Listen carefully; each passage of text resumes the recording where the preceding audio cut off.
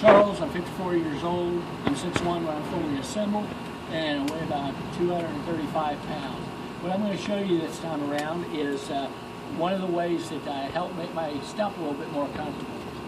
Now, when I first got this prosthetic leg, of course my stump was big and fat, but the longer that you have it,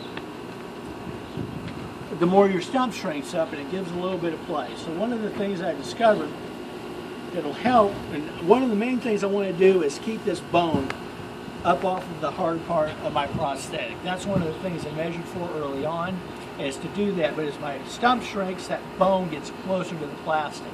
So my prosthetic guy got me these two little foam deals and just punched a hole in them. And what I do is I put this on. Now the part that I figured out was I can take one of these real thin socks and hold it up.